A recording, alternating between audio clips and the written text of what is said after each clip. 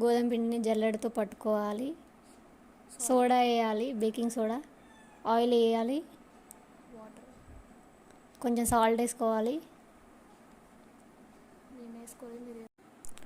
1.5 cup గోధుమ పిండికి తగినన్ని వాటర్ పోసుకొని కలుపుకోవాలి.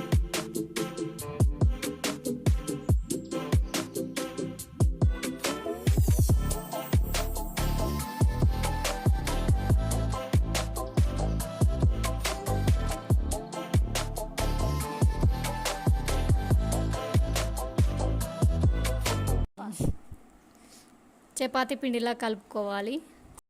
కలుపుకున్న పిండిని 15 మినిట్స్ పక్కన ఉంచుకోవాలి. గ్యాస్ సిమ్లో పెట్టుకోవాలి. 1 కప్పు షుగర్కి 1 కప్పు వాటర్ తీసుకోవాలి. పాకం పట్టుకోవాలి. అది నురగలు వచ్చేదాకా కలబెడుతూ ఉండాలి. టేస్ట్ కోసం ఇలాచీ వేసుకోవాలి.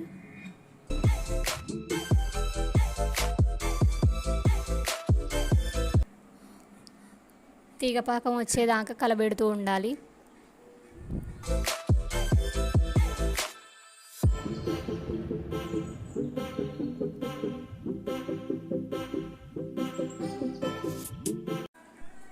పాకం కొంచెం దగ్గర పడ్డాక దింపి పక్కన పెట్టుకోవాలి.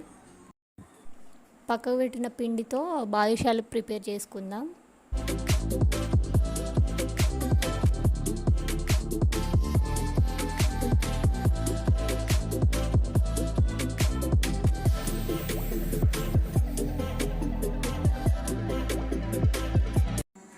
స్టవ్ ఆన్ చేసుకొని ఒక బౌల్ పెట్టుకొని తగినంత ఆయిల్ పోసుకొని బాదుషాలని ఫ్రై చేసుకోవాలి.